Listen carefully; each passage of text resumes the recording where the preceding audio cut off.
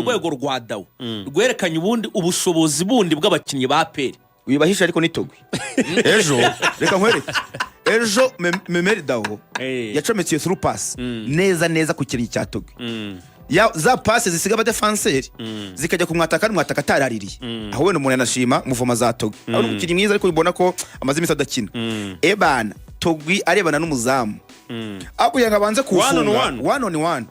niyabanza kufunga ureka uratambuka usa no mubana muremure bituma umuzamu mutanga uri wasohotse neza ariko iyo pass access uburyo uyu mupeti yayitanze atabyitayeho atabyizemo imbaraga atanaribayo cyane ariko bafite diwo y'uyu mugabo Dauda na Dawo Dauda na Dawo niba mara kumenyerana bakinana ana yanjye sha bizaba ari ibindi Dawo na Dauda nuko wenda Dawo ubundi ari ikintu APR mara gikenewe kuzana umukaseri ubakinira inyuma kuko Dawo yari kuri gatandatu se Kiganda yagize ibyago baramutegereje abantu benshi bari excited yo kumureba ariko bura ngo se Kiganda ngo ni rido sha se Kiganda arabaye ari tayari gukina inyuma ya Dawo Kiyungo Mukabaje na Dauda ubundi Mediane yabikosotse kubera ko Dauda yari gatandatu ubona adakina atisanzura kubera ko bamusaba kuza gufasha abadefense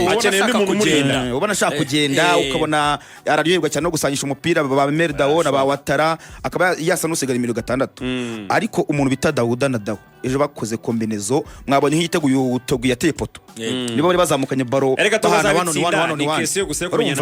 azabitsinda togi nubwo abantu bamukritika togi ni umuhanga azabitsinda hari yari yabuza abantu abakreateri yari yabuza amapasi menshi nk'umuntu wasaga nk'umu amapasi n'uyu Murw Dawo ariko abandi wabonaga kuri Mamadusi ku ruhande rwe nta mipira yahabaga urebye wenda na Watara wageragezaga amasantere ariko uyu togi n'umwataka mwiza urebye tusha arayifite finishing arayifite igisigaye ni ikibazo kigiye gusa naba yiyentege akamara igihe kiriki abantu baribaza ndimo ndihuta abantu bakibaza ikintu cyatumye APR itsindwa ku bantu wenda batakurikiye umukino mbere y'agato kugira ko cyatumye itsindwa ako n'unige turimo hari ikindi kintu cyavuye je Nyamirambo cyitwa izamu rya Nyamukandagira nkakibonye akse byansanze aho izamu rya Nyamukandagira basubire ku isoko cyangwa bizere aba bana basinyishije izamu rya Nyamukandagira ari impamvu bari kubivuga ubwo wenda umuntu nababwira n'ibitego byagiye mu buryo byatsinzwe kugira ngo bakweshoninge ubushobozi bw'umuzamu Jean Pierre nk'igitego cya mbere ryari shot rikomeye rya Kirongozi kumwe nimero 7 ajya gutanga centre kakakujisha agahita kuri byo bita tekon cyangwa se yinjira umupira muri box ariko asa n'uri murangere ferme de kuri shot ry'umuzinga kabisa ry'imbaraga ubona ko Kirongozi ikintu kijyanye n'imbaraga mu kaguru no kwihuta izo mbaraga zifite iryo shot ribona kunarerekuye Pierre kubera ko shot ryasaga no rishaka kumurusha imbaraga ya boxe ariko atawushyira muri kona ubundi iyo muzamu afite ubuse gushyira muri kona au boxe ujyana muri kona ku buryo uhita urenga bagatera kona ariko we ya boxe awuzana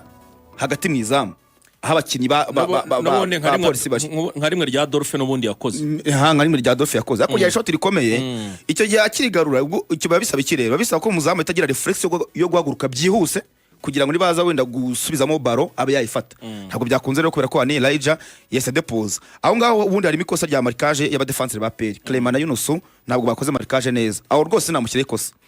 igitego cya kabiri rero kuri centre ya Kaswe na Christian ubona ko yagiye kwitanga bigaragara ko agiye kwitanga ku bantu babonye video yabanje nahamagara abwira Didier ati jya neza ku muzamu ntugiye gutanga baro ayishyira ku muzamu